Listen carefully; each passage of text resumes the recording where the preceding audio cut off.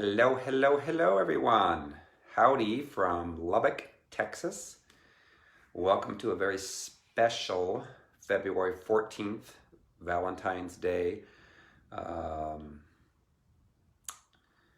uh, topic today that it's going to be very unique. I know that the Lord had been speaking to me here the last couple of days leading up to today, and he has added some things that I would have never have guessed that I'm going to be talking about topic-wise today. You know, most people want to talk about love, of course, and that's great. We need to talk about that, obviously. But there are some things that we're going to be adding into today's episode that I've never done before on Facebook Live, and we'll be talking about some topics that are going to make you laugh and make you smile and make you have some fun, but then there are also going to be some real things that we need to talk about that are going to be equally as important. So welcome everybody. Welcome Jennifer. Welcome Tina Marie from down the road in College Station. I'm actually in Lubbock, Texas today, where the wind comes sweeping down the plains. Today is supposed to be like 78, 79 degrees. But right now we've got like a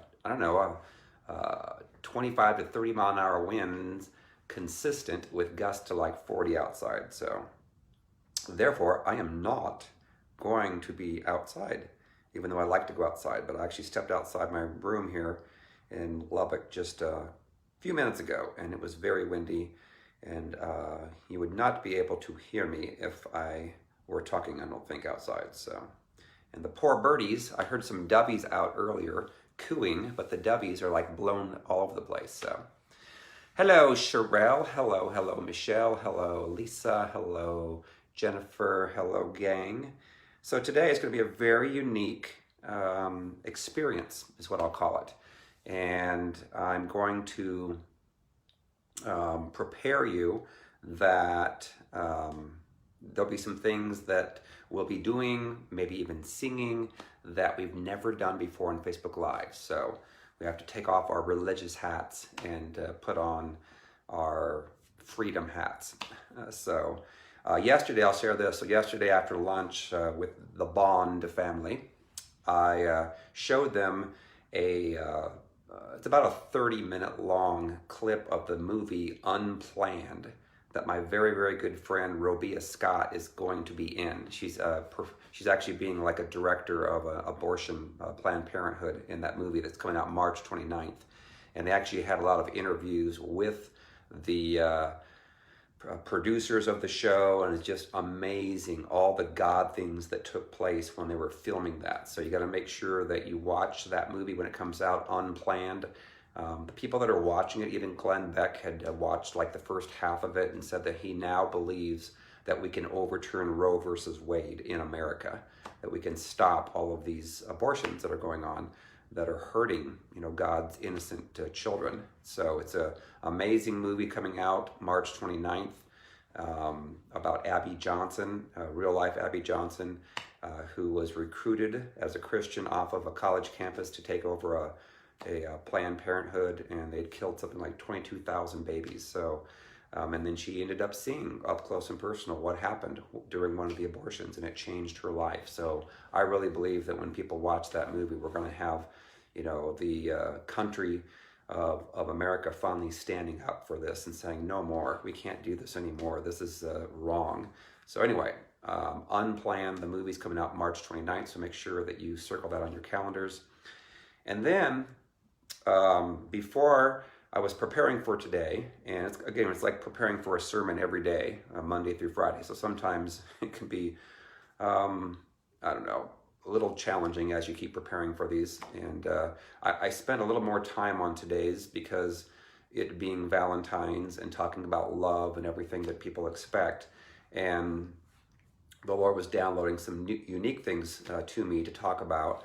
And the family that I'm staying with, Kenneth Bond, I think he's mid-70s, I think 75, something like that, was talking to me before just about, half an hour ago, and had talked about how in 1961 he was in high school in Plainview, Texas, and that he took an elective on Um, it was a Bible course in high school, public high school.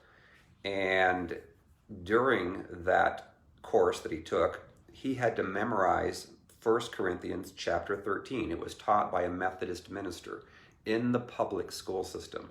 So I'm going to tie all of this back in at the end of today's show. How amazing is that? 1961. And why did prayer get taken out of the schools? Who did that? Who was responsible? What happened to them? I'm going to talk about all that at the end of this show. So don't, if you can, stay on or watch it later whenever you can at the end of it, because it's going to open up a lot of eyes. It opened up my eyes because I had not even thought about all this. So it's going to be really good. So again, Kenneth Bond talked to me about how he, and in fact, he said that during the opening of each school day, they actually said prayer over the public school, PA system. So how cool was that back in 1961? All right, so today we're talking about what's love got to do with it. And some of you that maybe grew up around or were alive in the 80s remember that there was a certain person that sang that song. And so I'm going to actually talk and go through some of these songs and their lyrics from the 80s and the pertinent message that those songs were, in essence, trying to convey. And it'll be very interesting. The Lord told me that, so few people truly knew what love was when they grew up.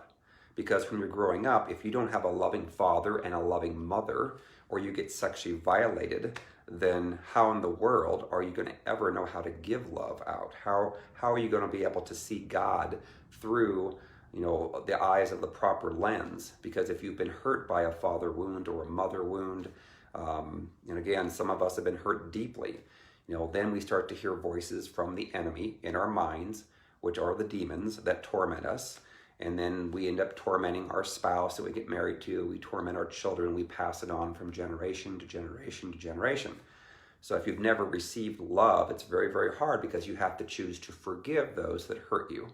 That's the only way that you can start to get set free with your soul wounds that have been hurt, your mind, will, and emotions. And so that you can take away the legal right of the enemy from tormenting you in your thoughts. And you also have to humble yourself from your pride, because pride always comes in whenever you get hurt from people. The enemy will start to whisper to you, say you can't trust other people. They're gonna, you can't trust men if your father hurt you. So therefore, you end up coming against men. And this is all tied into what we're going to talk about: why prayer was taken out of the school systems and why love essentially was completely skewed for America specifically, but obviously through the rest of the world. So obviously people and Christians in the church who hear demons are incapable of loving the way Jesus loves and wants us to love until they get successfully delivered. And that process is they have to choose to forgive all those that hurt them. They have to repent for the pride that they have. They have to forgive themselves if they continue to hear the voice of the enemy. So all that being said, I'm going to go through some actual songs that were written in the 80s. Many of you will identify with them, but you may not have heard and paid attention to the actual words. You may have known some of the words, but the beat and the sound and all the other stuff that goes into it can oftentimes pull you into where you're not even paying attention to what some of the words say. So this first song I'm going to read is from Tina Turner, 1984, What's Love Got to Do With It? It starts out saying, "You must understand, though the touch of your hand makes my pulse react, that it's only the thrill of boy meeting girl. Opposites attract.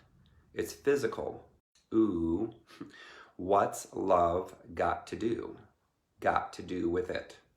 What's love but a second-hand emotion? What's love got to do with it? Who needs a heart when a heart can be broken?" How many times have people had their hearts broken? And again, once your heart starts to get broken, then what do?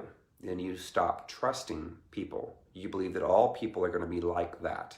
So again, if you get your heart broken when you are a child growing up from your father or your mother, It will taint your view of all people as you're growing up, getting older, as you get married, because those demonic voices will be speaking to you in your head saying, hey, you're marrying, if you're a woman that's been hurt by your dad, you marry a husband, and the enemy will tell you that all the negative things, all the bad things that your dad did to you, that you can't trust your husband because he'll be the same way, because he's, after all, a man. And all men are bad because he's like your dad. Same thing with the guy. If a guy gets hurt by a controlling mother, then it's going to skew him, because he'll hear the voice of the enemy saying you can't, trust, and you can't really put your heart out there for your wife, because she's going to control you, manipulate you, and hurt you. So again, what's love got to do with it? What's love but a secondhand emotion? What's love got to do with it? Who needs a heart when a heart can be broken? It may seem to you that I'm acting confused when you're close to me. How interesting is that? If I tend to look dazed, I've read it someplace. I've got cause to be. There's a name for it. There's a phrase that fits. But whatever the reason, you do it for me. What's love got to do with it? What's love but a second-hand emotion? What's love got to do with it? So how interesting is that? Tina Turner from 1984. Then this song, a lot of you will know, 1980, Air Supply, I'm All Out of Love. It says, I'm lying alone with my head on the phone, thinking of you till it hurts. I know you hurt too, but what else can we do? Tormented and torn apart. There you go, torment. We get tormented in our thoughts. I wish I could carry your smile and my heart for times when my life seems so low. It would make me believe what tomorrow could bring when today doesn't really know. I'm all out of love. I'm so lost without you. I know you were right, believing for so long. I'm all out of love. What am I without you? I can't be too late to say that I was so wrong. I want you to come back and carry me home, away from this long, lonely nights.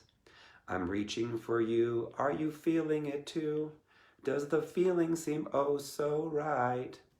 And what would you say if I called on you now and said that I can't hold on? There's no easy way. It gets harder each day. Please love me or I'll be gone. I'm all out of love. I'm so lost without you. I know you were right, believing for so long, and so forth and so on. So we all know that song. And again, those of us that are grounded in Christ know that our complete love is between us and Christ, but we're all looking for love. We all want to be loved by someone unconditionally. And so many of us have been hurt and tainted by the enemy, so we expect the person that we are in love with to do whatever we want. So we can tend to be controlling, manipulative of them, and not truly unconditional. So it's really important for us to obviously get set free, get delivered. I'm not going to read on the rest of that because most of the words are very similar. Another group from Britain, Foreigner, 1984. I want to know what love is. How many of us, that's really where we're at. It's like, what is love? In fact, today I was going to go out to Texas Tech University in Lubbock to interview some students, asking them what love meant to them. But because the winds are 30, 40 mile an hour, you wouldn't be able to hear me. And they would probably be wanting to scurry to get to their next class. So, but anyway, Foreigner, 1984, I want to know what love is. What are the words to that song? It says, I gotta take a little time to think things over. I better read between the lines in case I need it when I'm older. Now this mountain I must climb feels like the world upon my shoulders. Through the clouds I see love shine. It keeps me warm as life grows colder. In my life there's been heartache. There you go. And pain. There you go. I don't know if I can face it again. Again. right there it is. In life, there's been heartache and pain. I don't know if I can face it again. Can't stop now. I've traveled so far to change this lonely life. I want to know what love is. I want you to show me. Now, of course, in a lot of these cases, they're talking about sex being love. And of course, that is not right. Got to point that out. I want to feel what love is. I know you can show me. I'm going to take a little time to look around me. I've got nowhere left to hide. It looks like love has finally found me. In my life, there's been heartache and pain. I don't know if I can face it again. Can't stop now. I've traveled so far to change this lonely life. I want to know what love is. I want you to show me. I want to feel what love is. So again, how many of us want to truly be loved, never knowing what that's felt like? You know, you've maybe been married, a couple of times, and you're like, really? I've never felt loved. Maybe there's bits and times during the marriage where I felt a little bit of love and compassion, but then always they come back and they betray me, or they stab me in my back, or they lie about me and blame me and blah, blah, blah. Okay, here's another song by Peter Cetera. 1986, The Glory of Love. We probably all remember that. That was like in the Karate Kid movie. It says, tonight it's very clear as we're both standing here, there's so many things I want to say. I will always love you. I will never leave you alone. Sometimes I just forget, say things I might regret. It breaks my heart to see you crying. I don't want to lose you. I could never make it alone. I am a man who would fight for your honor. I'll be the hero you're dreaming of.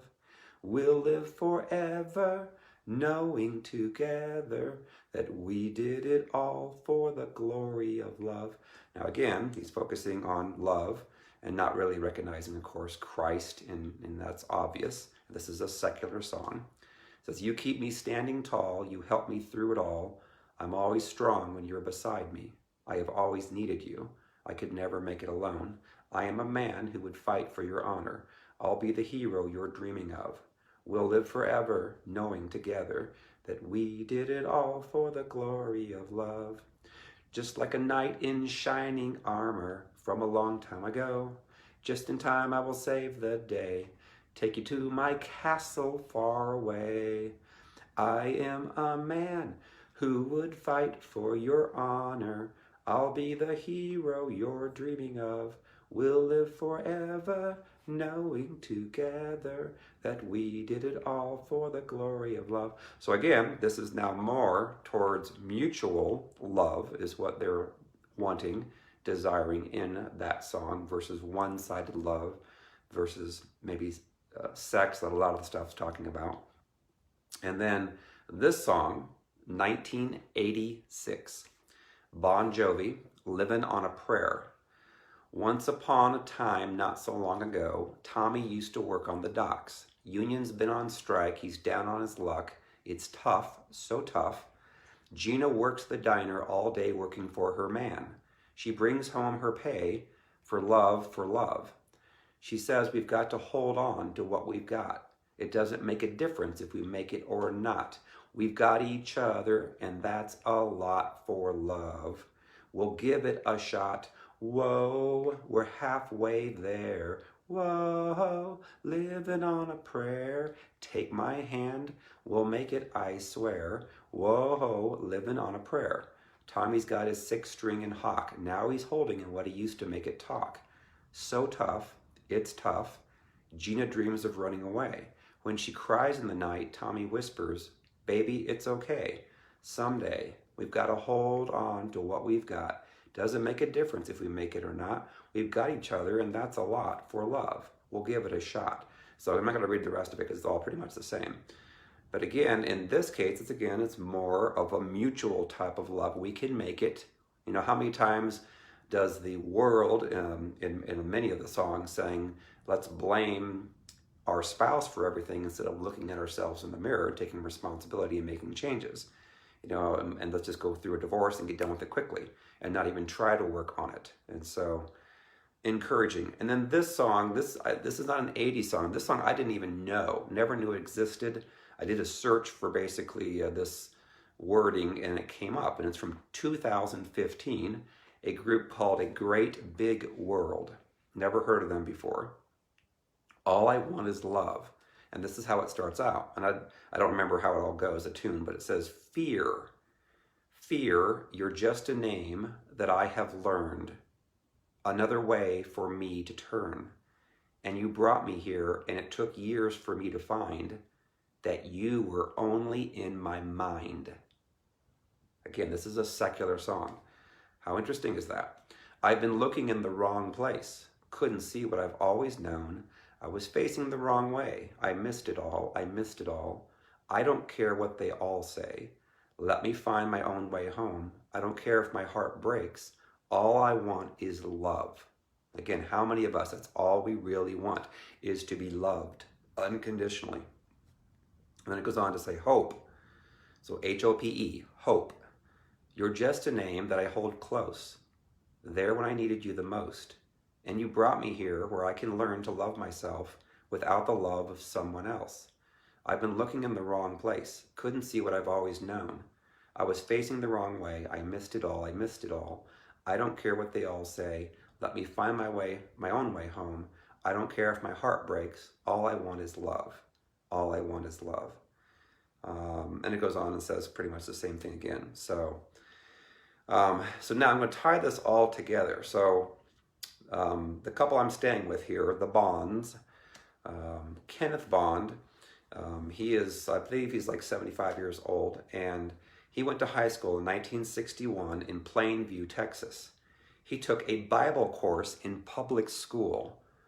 He thinks it was for the whole year. It wasn't just a semester, but he said it was an elective class. And he said during that class, they had to read the Bible throughout the entire, at least semester. And he said that they were required to memorize 1 Corinthians chapter 13, the love chapter. How cool is that? And it was taught by a Methodist minister. So when he said that, the Holy Spirit spoke to me. And this is just like half an hour before I came on here live. And the Holy Spirit said, I want you to start researching when this all changed in the United States.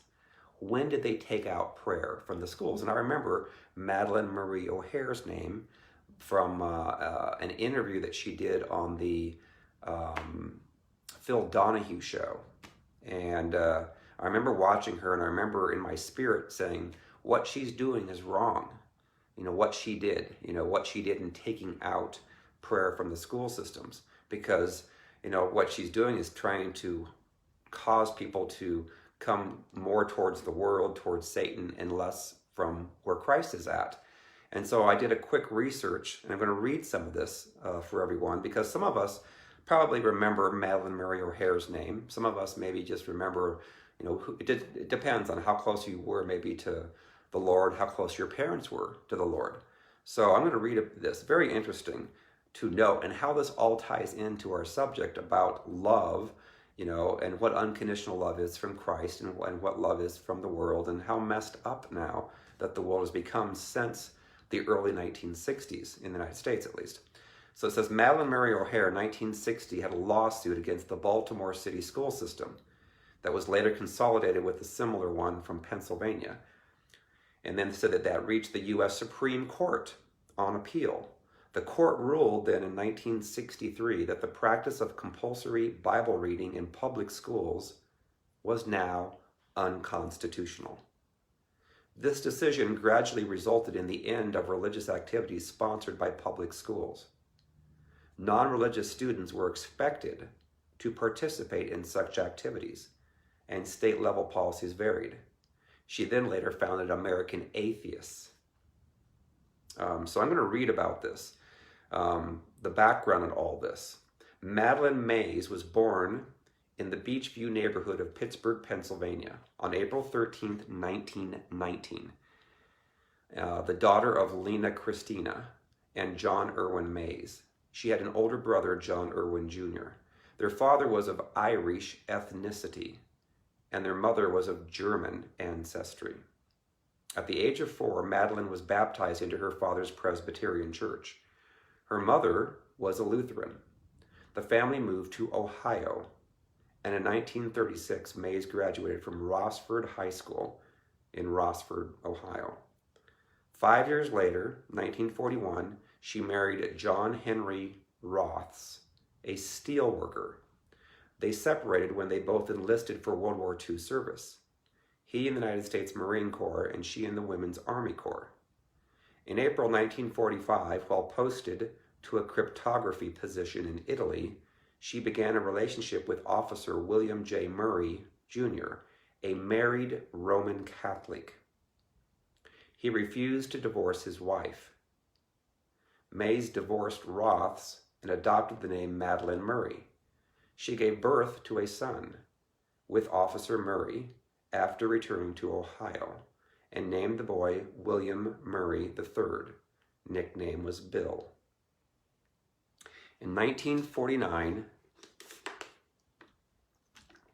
Murray completed a bachelor's degree from Ashland University. She earned a law degree from the South Texas College of Law, but did not pass the bar exam. She moved with Bill to Baltimore, Maryland. On November 16, 1954, she gave birth to her second son, John Garth Murray, fathered by her boyfriend, Michael Fiorillo. Their relationship ended, and it is believed that the boy, known as Garth, never met his father. It was rumored that Murray sought to defect to the Soviet Union at their embassy in Paris in 1960, but that the Soviets denied her entry. Murray, with her sons, returned to Baltimore in 1960 to live with her mother and brother Irv at their house in the Loch Raven neighborhood. In 1960, she filed a lawsuit against the Baltimore public school system, naming her son, William J. Murray III, as plaintiff. She said that its practices of mandatory prayer and required reading of the Bible were unconstitutional. The U.S. Supreme Court upheld her position by a ruling in 1963. Because of hostility in Baltimore against her family related to this case, Murray left Maryland with her sons in 1963 and moved to Honolulu, Hawaii. She had allegedly assaulted 5 Baltimore City Police Department officers who tried to retrieve her son Bill's girlfriend, Susan, from her house. She was a minor and had run away from home. Susan gave birth to Bill's daughter, whom she named Robin. Murray later adopted Robin. In 1965, Murray married U.S. Marine Richard O'Hare and changed her surname. He had belonged to a communist group in Detroit during the 1940s. During investigations in the 1950s, he gave more than 100 names of other members to the FBI. Although the couple separated, they were legally married until his death in 1978. Also, it says to note, during an interview with Playboy in 1965, O'Hare described herself as a militant feminist and expressed her dissatisfaction with women's equality in America. And now this article was written by Kayla Armstrong, and this is what's going to start to open up and kind of confirm why America specifically is in such a mess. It says the way the secular media, again, the secular media, the liberal media, the media that's not hearing from the Lord, that's hearing from the enemy, reported it, Madeline Murray O'Hare, the famous atheist who got Bible reading kicked out of public schools, the secular media portrayed her as a national hero after the Supreme Court ruled in her favor in 1963. A year earlier, the Supreme Court prohibited government-sponsored prayer in schools. After O'Hare won her case, a 1964 Life magazine profile referred to her as the most hated woman in America. Isn't that interesting? Why was she hated? Because she was trying to take God out of the school systems. But secularists went so far as to say the historic ruling placed the U.S. on the vanguard of a new morality with the, quote, triumph of rationalism over superstition. So, again, they're wordsmithing, trying to make this sound like this is a good thing for America, when it was horrible for America. Because she spouted a liberal agenda, reporters were willing to overlook murmurings about psychological abuse towards her own children. And again, I've talked about this oftentimes. When you have people that have demons, they abuse their children. They're controlling, they're manipulative, they're lying, they're prideful. That's exactly what spirits of Jezebel do to people. And so essentially, obviously, we know that based upon her behavior, she would have had that spirit of Jezebel very strong, and Leviathan. So she abused her children. And it said that she also abused her employees at the American Atheists organization. When rumors surfaced of her skimming tens of thousands of dollars from her nonprofit, American Atheists, investigative journalists turned their attention elsewhere. The latest gloss on the Madeline mystique was applied last month in a Netflix movie which portrayed her as a doting mother and dedicated civil rights activist, her eldest son said. So they were trying to portray her in a different way that wasn't true. William Murray III knew the real Madeline, so her son obviously knows the truth. And so when a person's got Jezebel, Leviathan, doesn't have the ability and capability of loving unconditionally, they will hurt their own children. And the children know the truth. So in this case, William Murray III knew the real Madeline. Said she bullied her children and bragged to them when they were very young about watching X-rated movies. She was an ardent feminist who resented men, Bill says. One of her favorite stories, I've heard her repeat it many times, is that when I was born and the doctor told her it's a boy, she asked him if there was some way he could be put back. How evil is that? Bill told People magazine.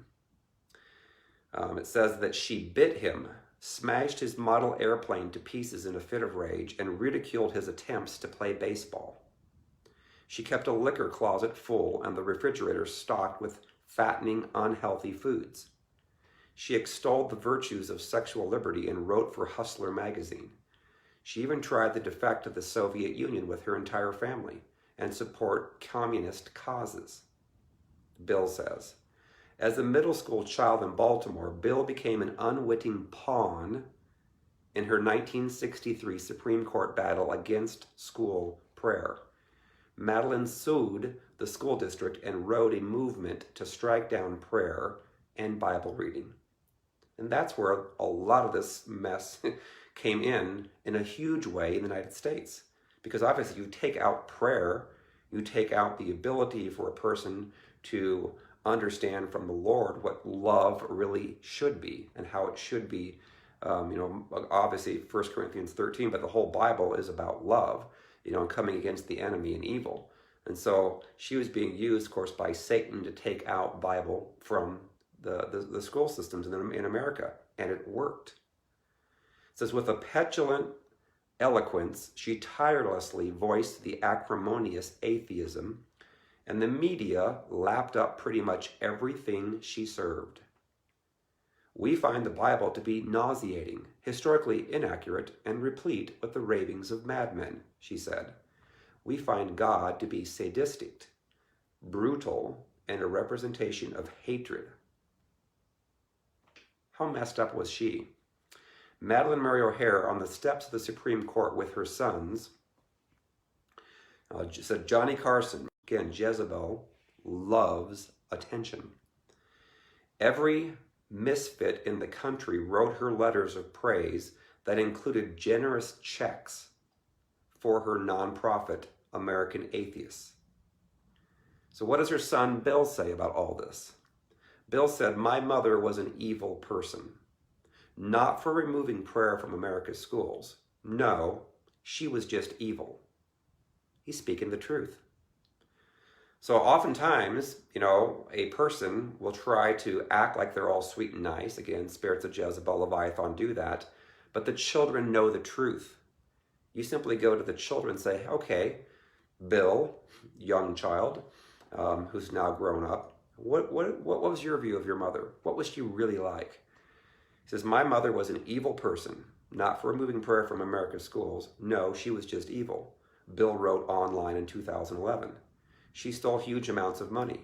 She misused the trust of people. She cheated children out of their parents' inheritance. She cheated on her taxes and even stole from her own organizations. While Madeline busied herself with rhetoric, newsletters, fundraising, and publicity, Bill, her son, grew increasingly disaffected. He eloped and divorced, was drafted in the military, and worked for an airline. He left his daughter, Robin, under the care of his mother. His second marriage was unraveling, and he had run-ins with the police. While he drifted through struggles and failures, he began to harbor doubts about the atheist manifesto that his mother believed in. Why was his mother spending the nonprofit's money on a new Cadillac and mobile home? Why would she sue to keep NASA from airing astronaut Buzz Aldrin taking communion on the moon? Did you guys know that? I never knew that. This is the first time I'm ever reading of this. I never knew that astronaut Buzz Aldrin took communion on the moon, and she was suing to keep NASA from airing it. Oh my gosh. He said, why not instead, spend on new x-ray machines for a hospital? If atheism was the savior of modernity, why did it focus mostly on the antagonistic role of shutting down others? Because that's what Jezebel does. It wants to shut down godly people. It wants to shut down people who are trying to do what God's telling them to do. Why not do something in favor of humanity? Bill says, I started to think it was because my mother was basically negative and destructive. Yep, she had no love. Bill turned increasingly to alcohol to quash his anxieties and misgivings. It's exactly what happens when you grow up in an unloving family. It says, once when police arrived after he had a dispute with his wife, he accidentally fired a rifle through the door. Bill was charged with aggravated assault and sentenced to 5 years probation. It was perhaps the nadir of his life. The incident served as a wake-up call for him. He realized he needed help. He turned to Alcoholics Anonymous. The support group and a volunteer job at a drug rehab program is where he found, quote unquote, found my first awareness of a loving God. I saw some miraculous things people were able to accomplish with faith, and I couldn't help comparing all that I had with atheism. Bill did something his mother would loathe. He gave his life to Jesus Christ. How amazing is that? It says he hadn't spoken to her, however, for years. Then in 1980, on Mother's Day, he came out publicly on Mother's Day, declaring himself as a Christian. He hadn't seen his daughter, Robin, in years, because of course she adopted him, her. When he attempted to call his daughter or brother, they hurled insults at him, calling him a traitor, and hung up. They were, Bill said, under the complete control of a monster, intoxicated with her identity as America's apostle of atheism. That's exactly what the spirits of Jezebel is. People that have that spirit, they're monsters. They can be. There's some that are the subtle version of it, but you can see what it did to America is it tried to shut down, the ability for the school systems to read the Bible, and it did it. It says, with John and Robin, so John's the other son that she had, and Robin, which is Bill's daughter that she adopted, it says her hubris got worse. When her estranged son fired a salvo in favor of the Savior, she launched a complete nuclear attack. One could call this a postnatal abortion on the part of a mother, I guess. She said, as quoted in Wikipedia, I repudiate him entirely and completely for now and all times. He is beyond human forgiveness. Just think what that spirit of the enemy does to people. It say horrible things, do horrible things. It's so real. So it says, Bill's steps towards Christianity were at first tentative and searching. He didn't want to line up with any group, but as he studied the Word, he fell in line with the Baptists, dedicated his life to undo some of the damage he felt responsible for with his role in the Supreme Court ruling banning Bible reading and prayer in America. The part I played as a teenager in removing prayer from public schools was criminal. He said that himself. He wrote for a newspaper in Austin, Texas, where his mother's nonprofit was based, and Baltimore, where the lawsuit was filed. I swear on the altar of God that I will strive to right this wrong that I have done. Today, Bill, 70, is a Baptist pastor, and he's chairman of the Religious Freedom Coalition, a nonprofit in Washington, D.C. that fights for the rights of Christians in Islamic and communist countries. He founded a printing press to produce Bibles in Russia shortly after communism collapsed in the old Soviet Union. While Madeline was still alive, Bill would travel to cities where she had speaking engagements to expose her lies at counter-protests. However, his opposition wasn't what brought Madeline down. Her demise came from within her own camp, when atheists turned against her. Strangely, Madeline liked to hire criminals at the American Atheist headquarters in Austin, Texas. Bill says she derived pleasure from exercising authority over lawbreakers, and maybe she also felt a kinship with flagrant felons. Whatever the case, she had a dim view of the people she hired. Her diaries called her employees pimps, whores, hopheads, queers, pinkos, drunks, glue sniffers, and freaks. She was not known to be a sweet employer. Again, people that have spirits of Jezebel, Leviathan, are not nice. They're evil. They want to control, manipulate, and hurt people. They don't have love in them. They can't give it until they get delivered. So, going on, in 1993, Madeline hired David Roland Waters, a convicted felon on parole who had killed a teenager over 50 cents of gasoline when he lived in South Africa. Waters started in the print shop and rose to office manager. As investigators later learned, Waters became part of Madeline's fraud schemes. He helped print forged stock certificates in a bid to take over a competing and more profitable atheistic organization, Bill said, and he embezzled $54,000 from American atheists. He claimed he siphoned out the money at the behest of Madeline's family in a deal where he would keep a part. Only he was convicted. To distance herself from any implication, Madeline exposed in her public newsletter Waters' criminal past. She included morbid details of how he beat his mother in the 70s with a broom handle and then abused her body. David Roland Waters. According to an IRS affidavit, Waters was outraged and began to voice fantasies of killing Madeline and torturing her by snipping off her toes, the Washington Post reported. So just think, when we get off base from the Bible and love, how dark and how damaging that we can go as we partner our lives with Satan. It says, meanwhile, Madeline attempted unsuccessfully to take over the wealthier atheist organization run by James Hervey Johnson in San Diego. Johnson's lawyers retaliated with a $7 million lawsuit in 1993 that Madeline feared she would lose. She began to liquidate assets and transfer finances abroad, according to her employee, David Travis. In the Washington Post, Travis said he accidentally opened a letter to Madeline's son, John Garth Murray, which reported $1 million in a New Zealand Guardian trust. Travis and the other employees expected Madeline, John, and Robin to abscond to the South Seas at any moment.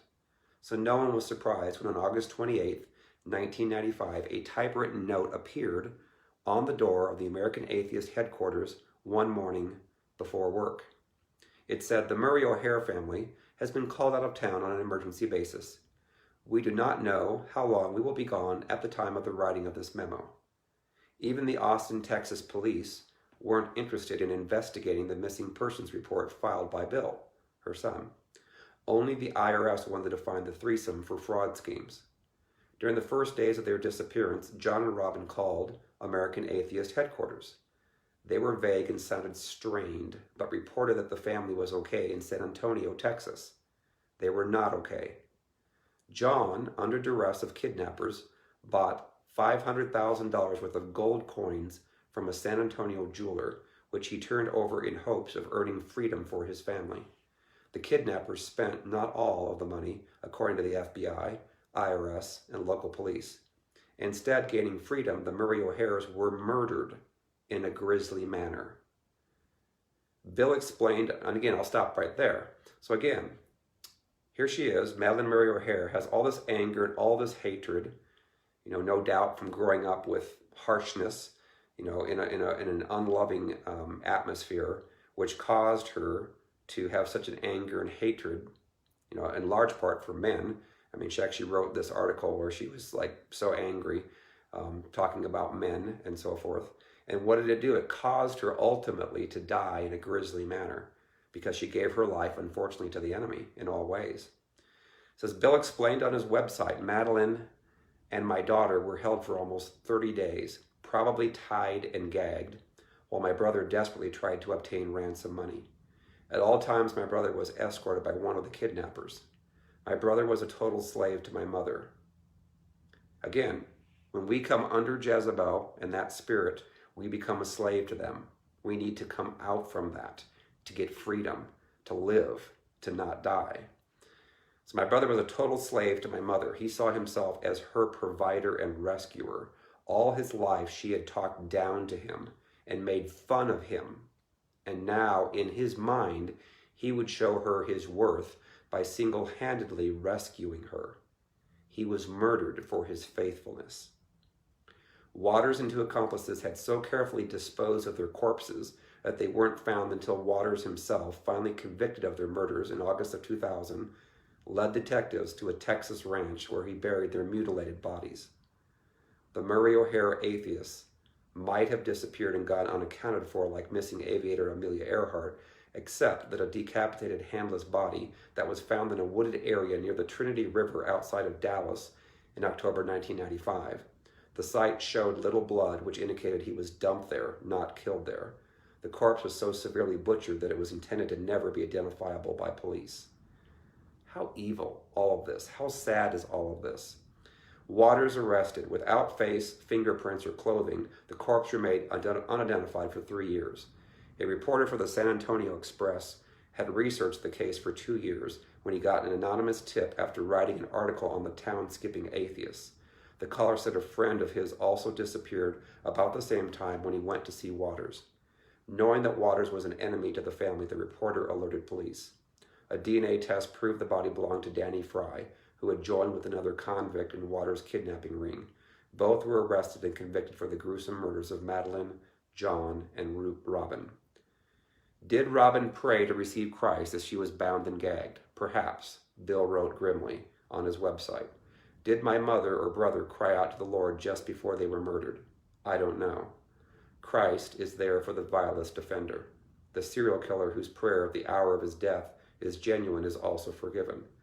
My mother, my brother, and my daughter may well await me in heaven.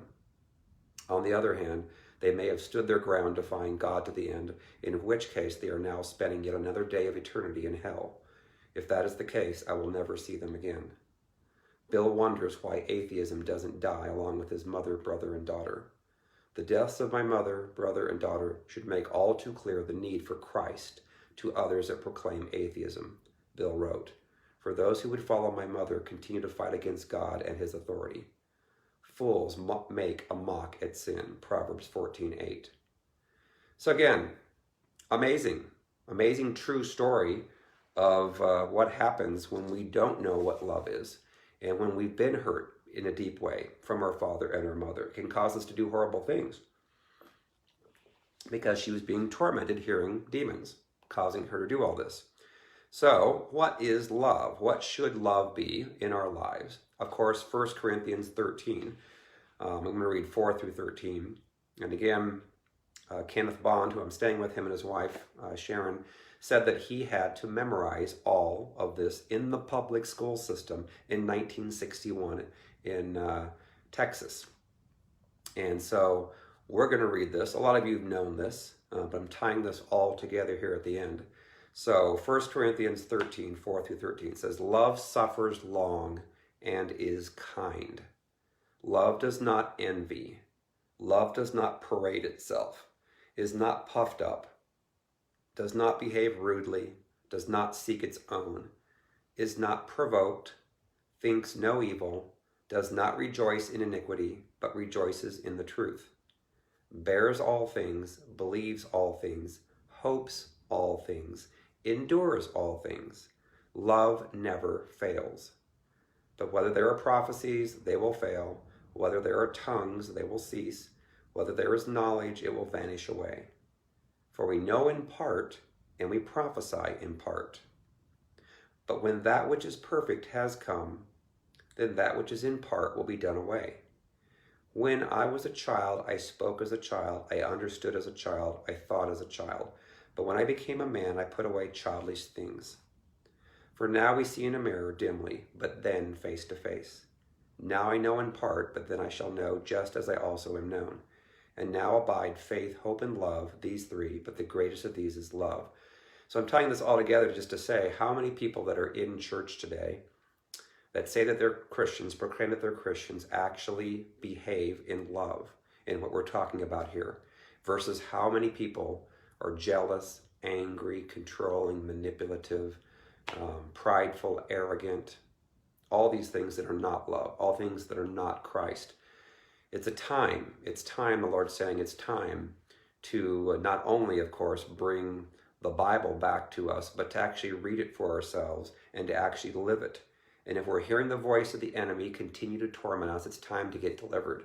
It's time to actually become the bride of Christ, Christ coming back for a pure and spotless bride. And we need to get serious and get real. You know, Valentine's, of course, is all about talking about how much you love another person, and that's great. You know, we should concentrate on loving a person unconditionally, because there's too many people out there that don't. Too many people that hurt other people and make up things that never happened. You know, that's a demonic spirit. And so we have to get real and understand that demons affect people in the church. Why wouldn't they? Why would they give them free reign to say, well, gee, you know, you're in church now. I can't speak to you in your thoughts anymore. Sorry. Great. You know, how many people do we know that are truly loving like Christ and have his heart and speaks words that are uplifting and positive and trying to encourage, you know, versus prideful and arrogance and control, manipulation, and evil. So it is a challenge. You know, it is a challenge. Uphill battle trying to get people set free and delivered. And it did not help when Madalyn Murray O'Hair took prayer and the Bible out of the school system, the public school system. You know, can we reverse it? Is it too late? Can we put that back in? You know, I know that the movie Unplanned, that's going to address abortion in a huge way. You know, I have great hope that we're going to be able to reverse Roe versus Wade in the United States. Can we do the same thing with putting prayer back in the schools and the Bible? You know, maybe. You know, it doesn't look like it possibly could ever happen, but, you know, we continue to get the truth out there, speak the truth in love, and we're seeing people rise up and no longer being an Ahab and just sitting back on our hand and letting Jezebels control and rule and try to take down, you know, the entire world for the enemy.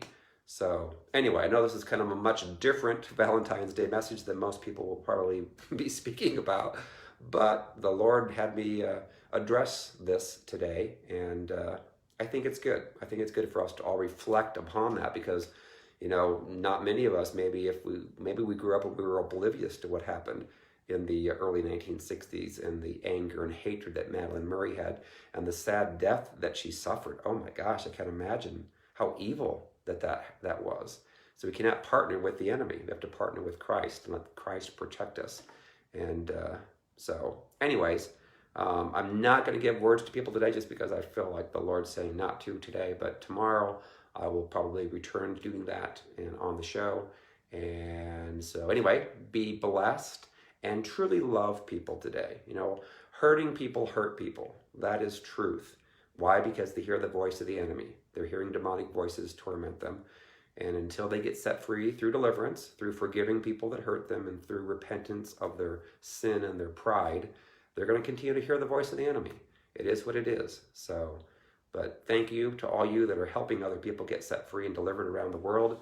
We are making a difference. We are making an impact. And it's a thing that the Lord is very proud of you guys for doing. So, all right. So see you guys later, and love ya. Bye-bye.